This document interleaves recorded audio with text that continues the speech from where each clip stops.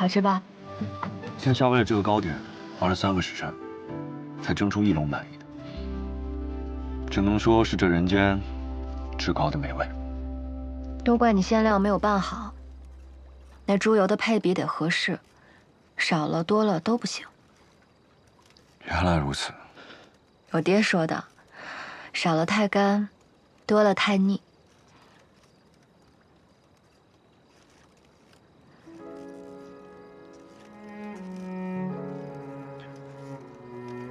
是我自己的问题。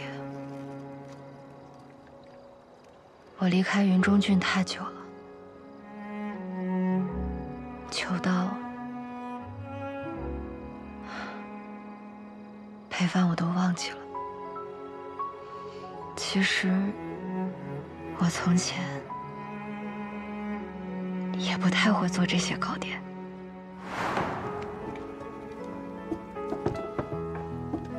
阿爹，你看，我学会了，阿昭学会做沙枣糕了。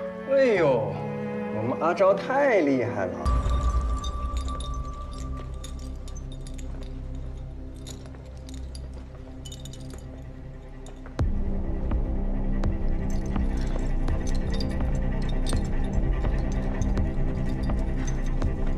阿宇，怎么了？姐姐，姑不想自己走，你陪姑一起好不好？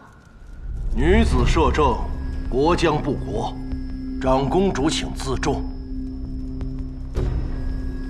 郎中令莫不是忘了，永出旧事。当年谢太后垂帘听政之时，您可是第一个送劝进表的。陛下，该继续。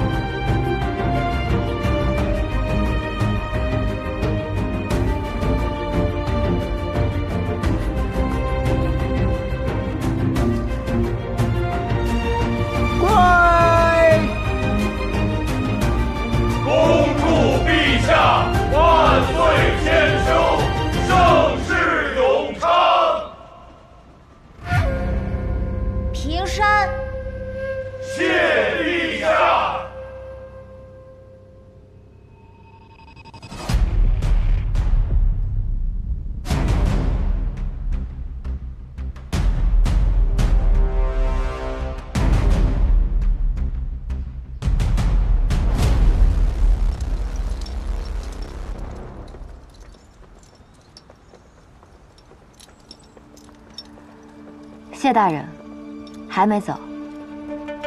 臣暂留片刻，是想一句替陛下向长公主道声谢。谢大人如此客套，倒叫本宫不知如何是好了。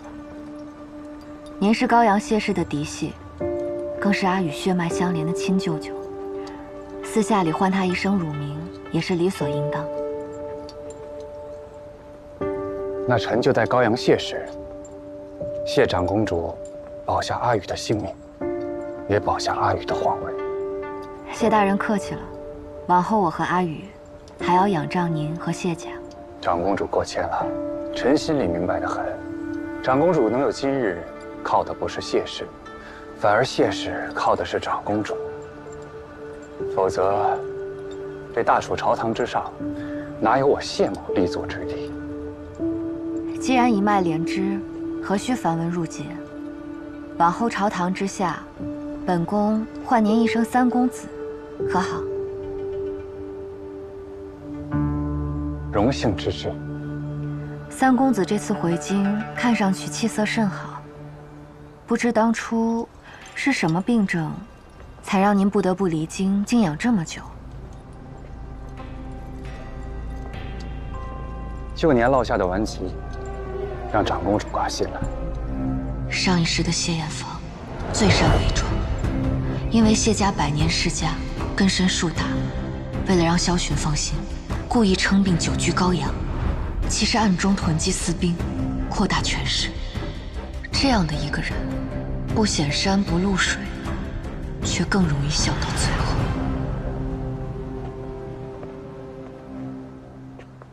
长公主这般看着臣，莫不是臣衣冠不成？本宫方才不过是在想，三公子人中龙凤，风姿卓然，这文武百官能及三公子半分韬略的，本宫还没有见过呢。不知长公主这句夸奖里有几分真心？句句所言皆是肺腑。三公子运筹帷幄，萧南王接下来意欲何为？本宫还等着三公子指点一二呢。萧南王此人，先帝驾崩不吊唁，新帝登基不朝拜，狼子野心已然昭昭。太傅已命父亲周迅以抓捕乱党余孽为名，悄悄调兵前往萧南去。只是萧南王20多年的谋略，恐怕很多事早已不受朝廷管控。我们不能先发制人吗？师出要有名。萧南王昭告天下，他是因先帝驾崩，伤心欲绝，病缠卧榻，所以才不便来京。而阿宇又是个后辈，只能安抚。更何况，如今朔漠在边郡也是虎视眈眈。新朝主少国一内忧外患，已然是经不起任何动荡。所以先帝一诏中，才定论萧寻护驾有功。这也是怕萧南王借口再生叛乱。可萧寻明明是这次祸乱的元凶，是他设局害死了太子，还有太子妃。太子妃是我的长姐，长姐如母。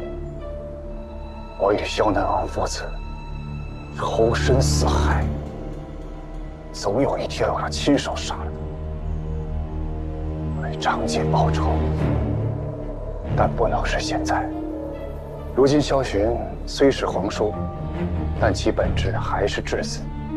殿下不用担心，可徐徐图之，切勿操之过急。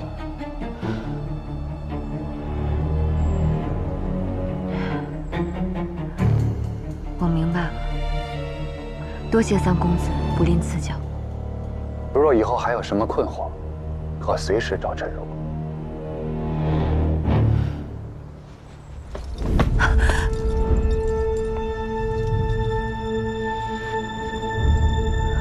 殿下当心，这宫里的路不好走。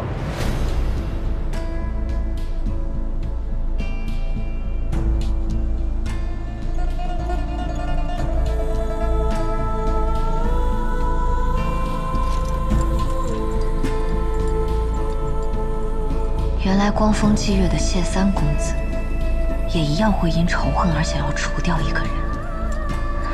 既然你也有意与萧寻为敌，那可就怪不得我借着东风一用。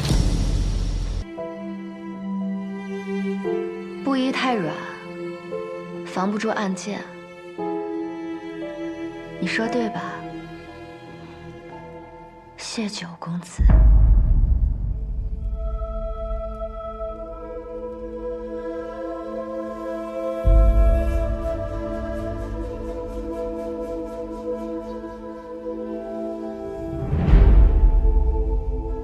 长公主，这是试探，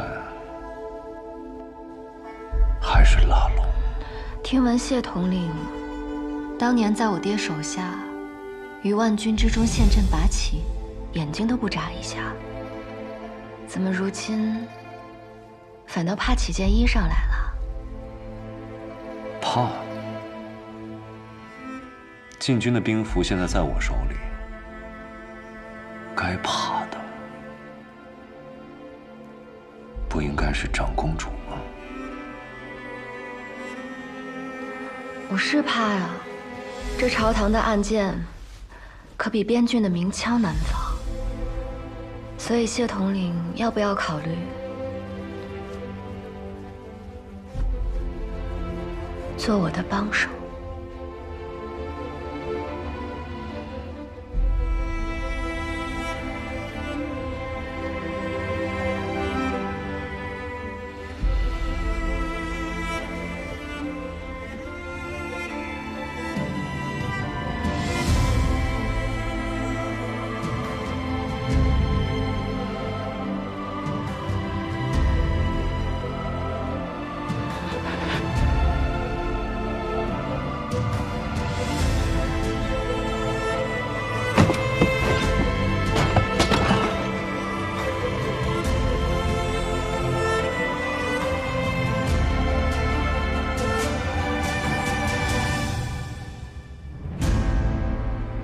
你既知晓我的身份，为何会觉得我会选你，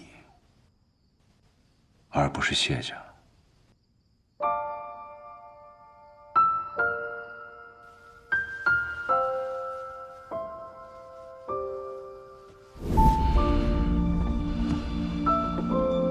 因为我会向你证明，我比谢艳芳更值得你追随。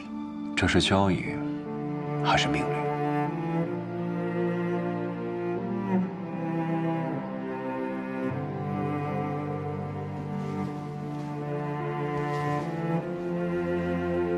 是请求。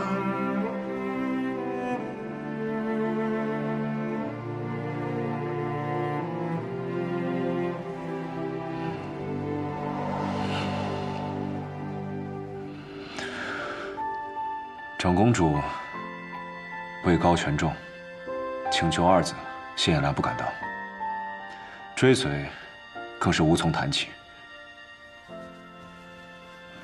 这披风，你还是拿回去吧。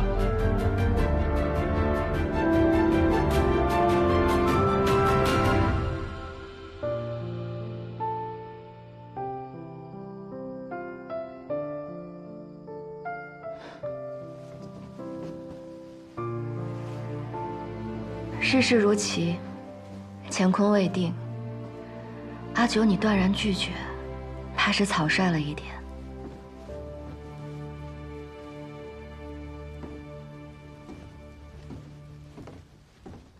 若是有一天，阿九你改变主意了，本宫随时恭候。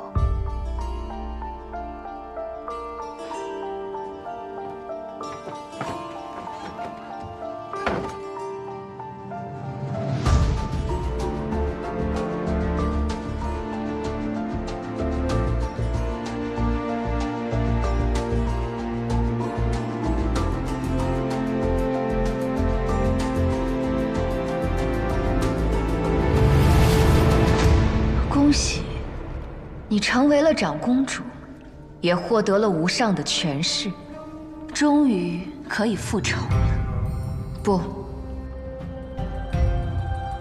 不只是复仇。你难道忘了萧巡是如何勒死你的？如何砍下你父亲的头颅？如何诛灭楚氏满门？即便拼上你的性命，你也应该要让萧巡血债血偿。唯有仇恨可以让你站上权势的巅峰。唯有仇恨，可以让你利用所有人，尤其是男人，他们贪慕权势，也贪慕美色。若你愿意，他们都会为了你赴汤蹈火。届时，你便可以兵不血刃地复仇。复仇，那不是我唯一所求。我是恨萧巡，也想亲手斩断他的青云路。让他想要的一切通通化为泡影。想要做到这一切，我必须藏其于身，敛其锋芒，以图后举。就凭你现在这样，你不过是个有名无实的长公主。萧巡做了皇叔，邓毅奉命监国，谢家累世功业，你有什么？你拿什么跟他们斗？你拿命搏得个长公主之位，不就是想要让萧寻后悔？不就是想拿权势为刀，一片片削下他的骨和肉？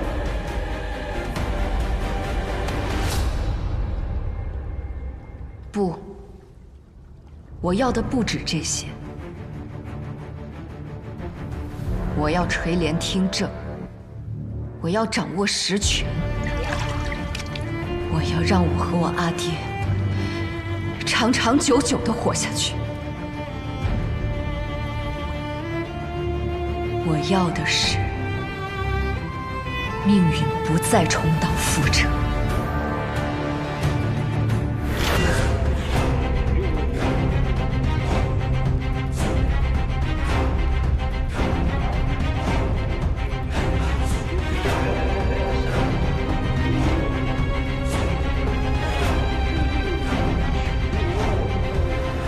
请陛下受礼。玄鸟降息，吉宗挑，列祖威兮，镇八荒。神之革兮，云飞扬。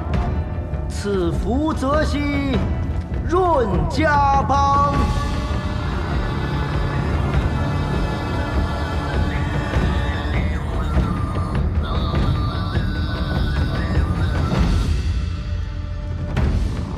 出专让邓毅、谢艳芳总领宗庙祭祀一应事务，连无锡的祝祠都要他们过目，不会影响我们的计划吧？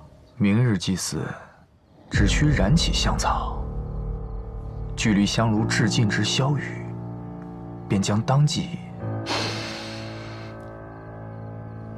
吸入毒烟。阿昭虽定会百计提防，然待毒烟升起，她的长公主之位就此终矣。怎么了，阿宇？阿宇？阿宇？阿宇？阿宇？阿宇？你怎么了？阿宇？阿宇，你醒醒！阿宇！韩郎反紫薇，长公主命格重克地星。你醒醒！阿宇，便要绝我大楚龙脉。长公主谋害陛下，速将长公主拿下！谁敢动殿下，我便砍了谁。大胆谢亚兰，陛下面前你竟敢持械！谁敢放肆？宣太医，救治陛下！关宫门，所有人等无诏不得离宫。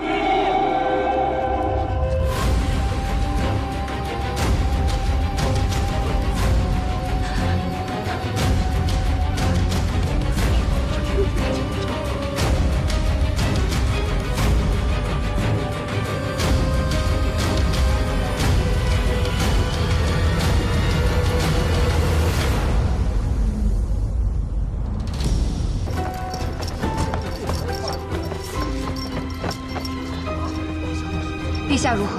我要进去。陛下正在医治，任何人不得入内。殿下，按大楚律例，涉案之人应关押候审。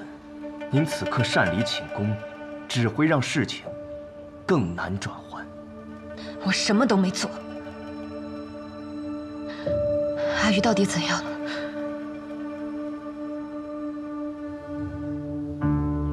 陛下尚未苏醒，太医施了针。喂了药，可当陛下中毒之时，唯有你在他身侧。阿昭，据太医所言，陛下中毒的症状与当时太子如出一辙。萧世子，可知陛下中的是什么毒？太傅此言差矣。太子所中之毒，乃是三皇子所为，我又从何处知晓？倒是乌袭只认阿昭为妖女，起初我是不相信的，只是陛下生命垂危，诸位不去追查真正的凶手，倒在此质疑我。萧薰，本宫乃大楚长公主，不是什么你口中的妖女。好，长公主莫不是看我这个质子碍眼，想要让我替你顶罪，好借机将我除去？萧薰，你一派胡言！长公主好大的威风，无凭无据便将这滔天之罪安于我身，未免欺人太甚。陛下中毒一时，殿下才该给天下一个交代。不行，站不出异象。长公主不宜再留在此处。殿下若问心无愧，何不暂避嫌疑，待真相大白？说得对。好了，诸位稍安勿躁，此事尚有蹊跷。对不起，我不该拿你当诱饵。我曾向先帝起誓护你周全，如今却让你身至险境。我不配做你的姐姐。姐姐不要这样说，这是我们的计划。你看，现在真的没事啊。姐姐不用难过，我母妃说，这手工编织的长命缕最见心意，每一道绳结都能锁住福气。姐姐能给阿宇亲手做个这个，我很开心。你说配个玉这么挂着可好？或打个金锁，看起来贵气些。对不起，对不起。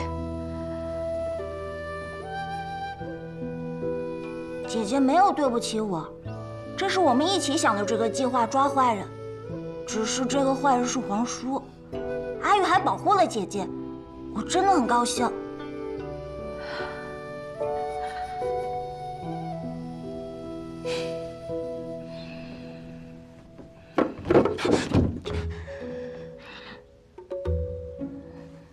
舅舅，你拿什么好吃的给我？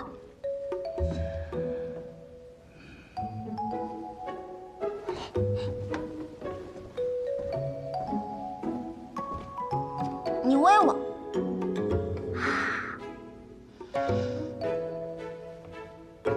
真麻烦。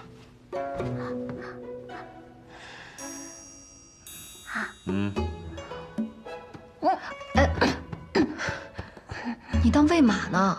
军营里都是这么喂的。你如暴自首！你才血口喷人，以后不给你带吃。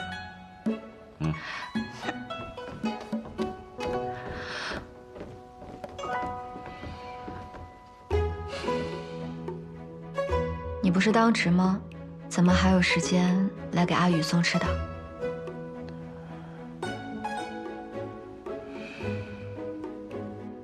披风，还我。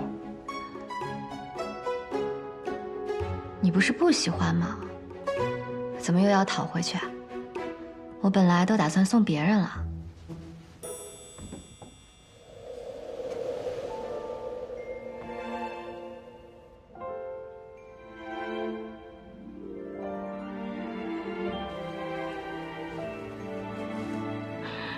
借给你的东西，用完以后，自然要还给我。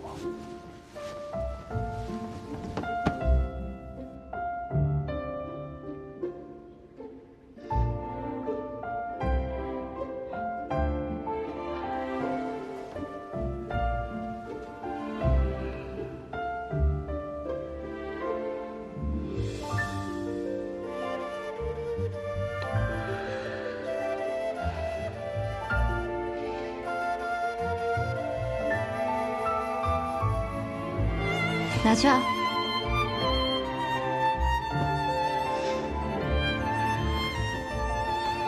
舅舅，你们在抢什么？什么叫抢？我只是拿回我自己的东西。姐姐，你答应我的事还记得吧？啊？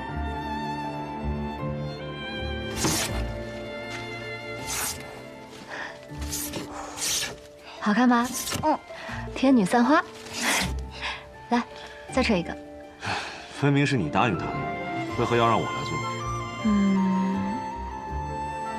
本宫命令你替我做。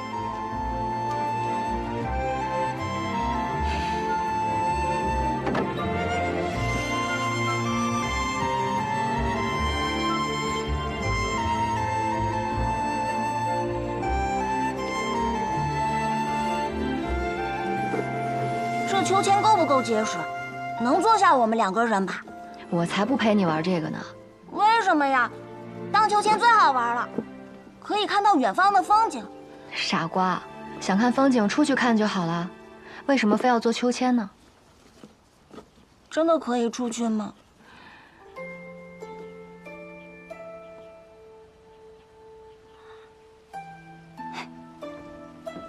快来，天女散花喽！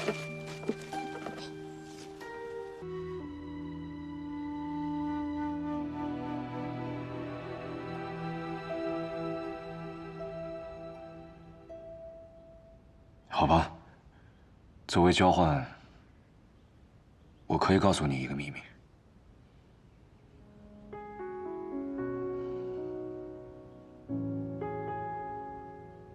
其实，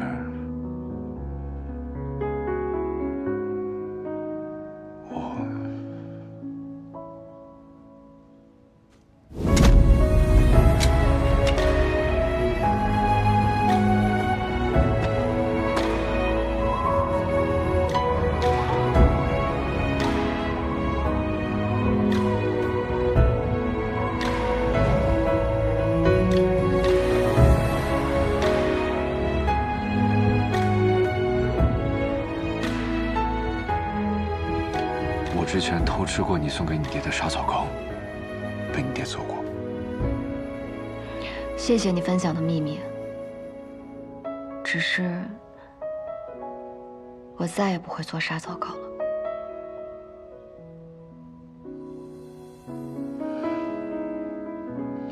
无妨，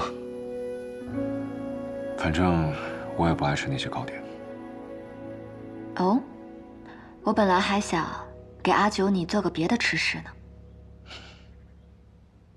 好啊。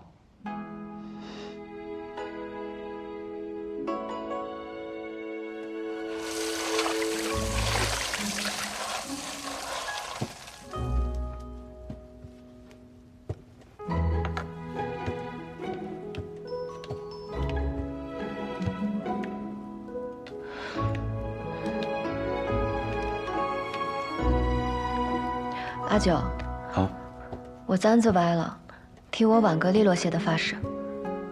哦。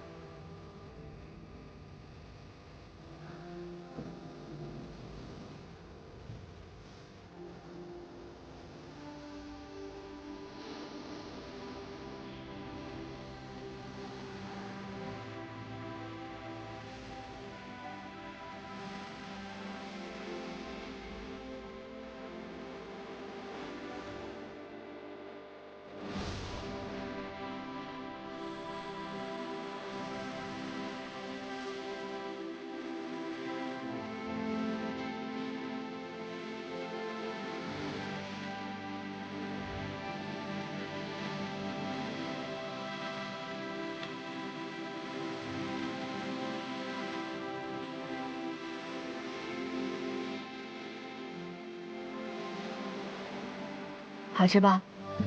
天下为了这个糕点，熬了3个时辰，才蒸出1笼满意的，只能说是这人间至高的美味。都怪你馅料没有拌好，那猪油的配比得合适，少了多了都不行。原来如此。我爹说的，少了太干，多了太腻。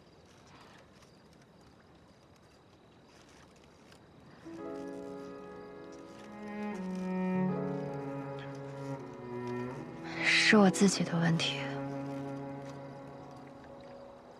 我离开云中郡太久了，久到裴帆我都忘记了。其实我从前也不太会做这些糕点。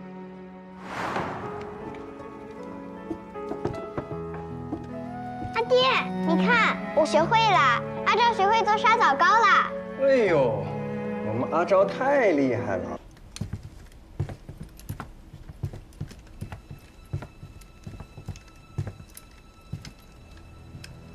清明府判我死罪。哦，快请起，快请起。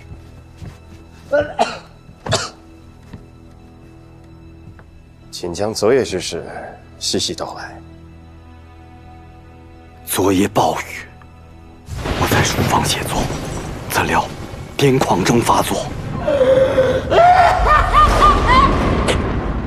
是我杀了他，一定是我杀了他。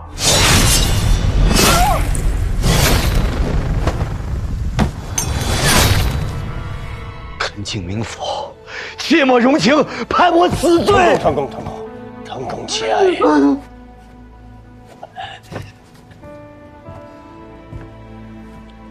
案情尚不明了，请恕我不能够结案论罪。滕公不妨先回房休息，李某自会将案子查个明明白白。判我死罪！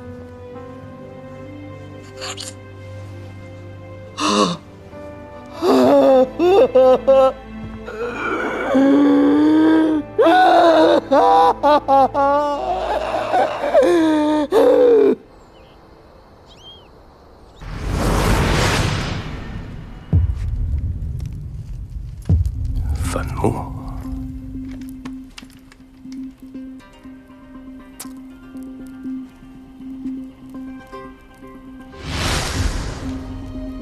之前有碱，握笔。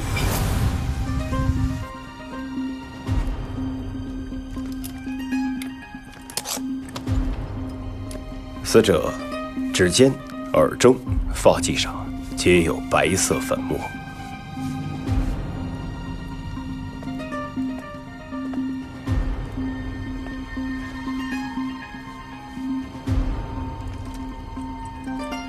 7道，为何都是7道？明府，没什么味儿啊。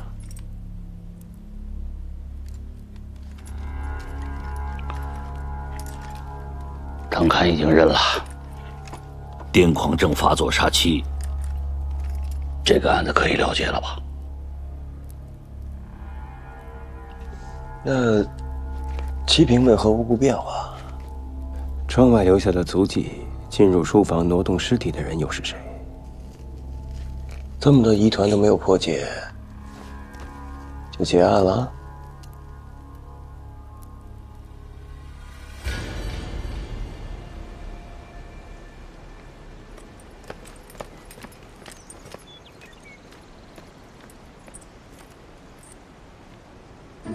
蝶儿姐，我就知道你在这儿。没少赢啊！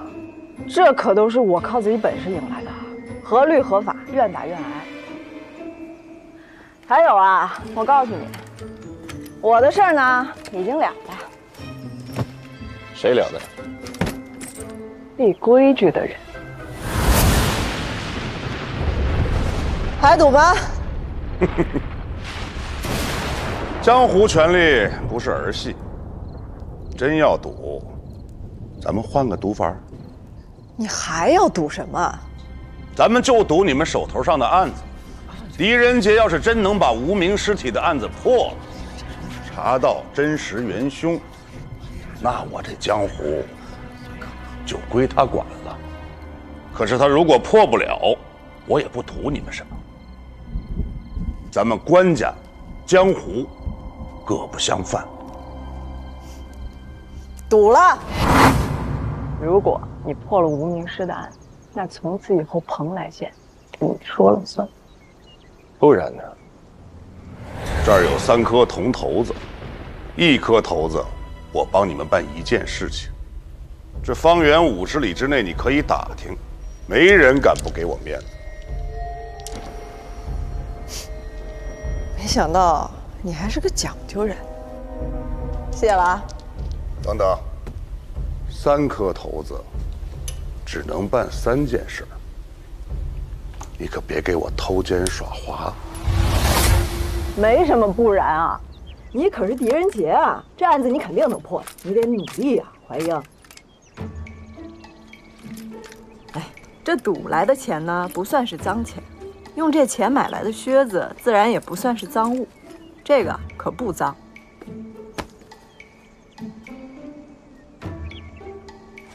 哎，你干嘛去？回屋换靴。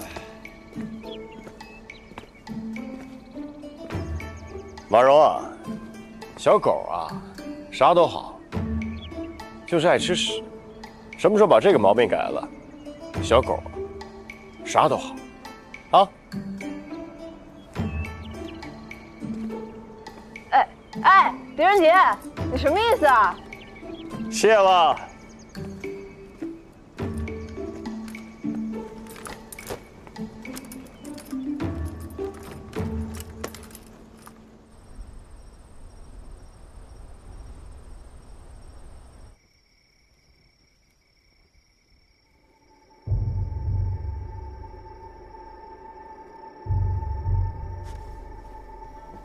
滕公悲伤过度，旧疾复发，好好休养才是。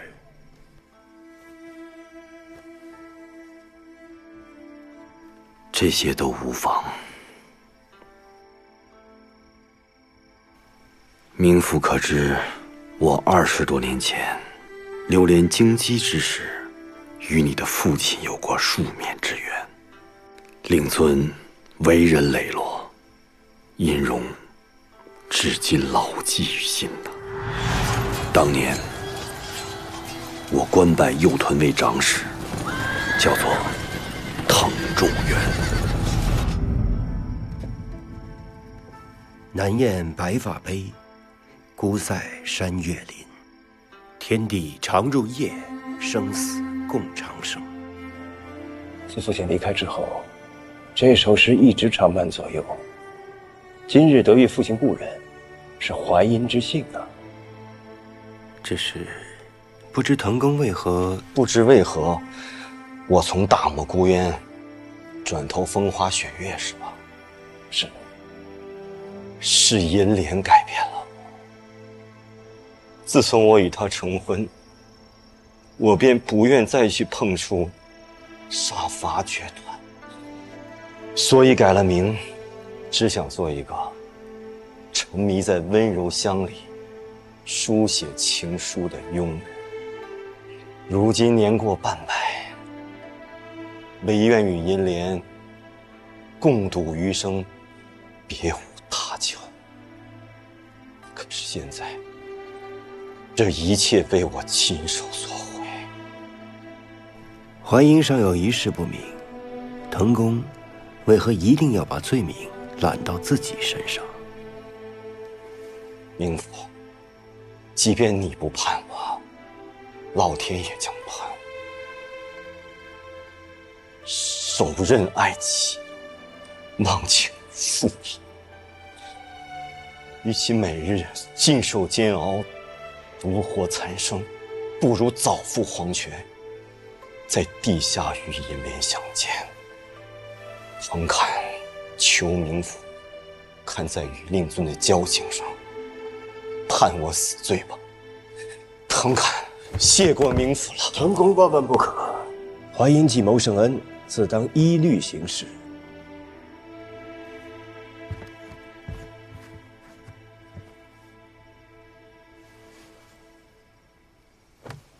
滕公也曾在朝为官，自当熟知唐律。依唐律，癫狂病人无伤人命，当从轻论处。滕公才名远播，全县百姓上书请命，于情于理，我都该判您无罪啊！命苟存，心有死。有一事，淮阴还望滕公能够如实相告。你是想问那四七平的事儿吧？正是。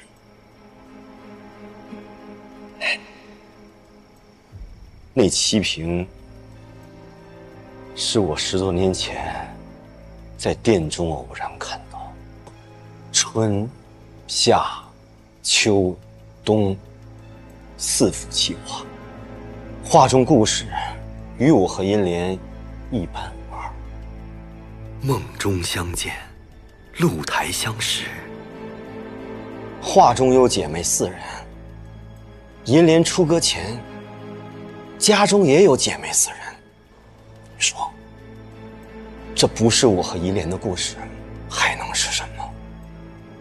就是因为这种种巧合，我认定这七平一定是我和银莲的独属之物，这才将它买回来。可谁曾想，就在前几日，这酒杯却变成了利剑，刺入了他的前胸。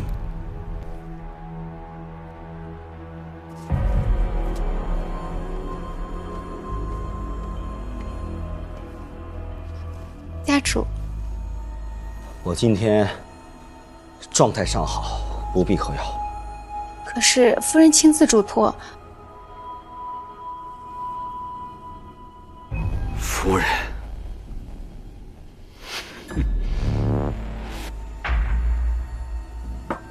我已说过不必喝药。可是夫人说。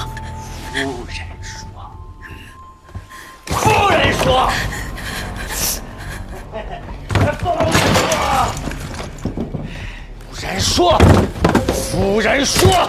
夫人说。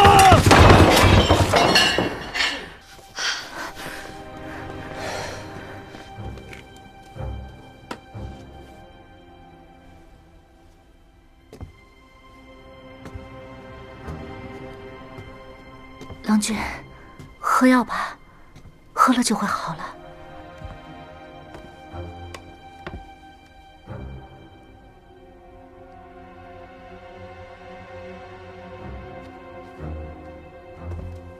你喝。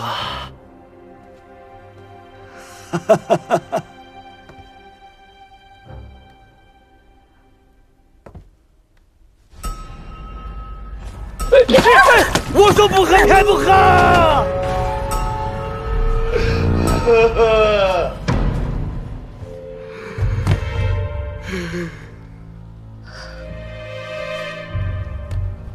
郎君，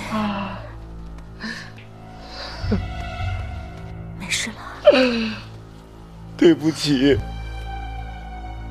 银莲，对不起。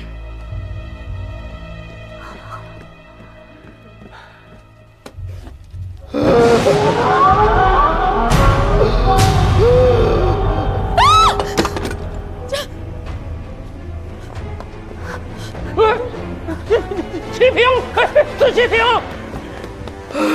郎君，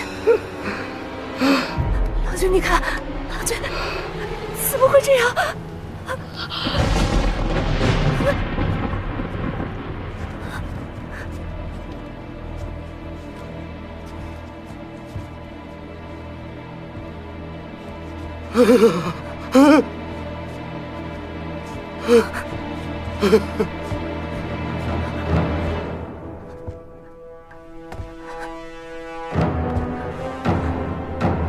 郎君，郎君，郎君，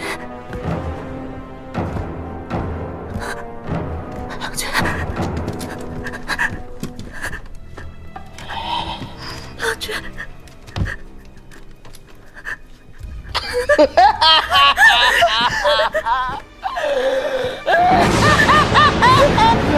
有鬼！有鬼！家中美烈谷附身了！站住！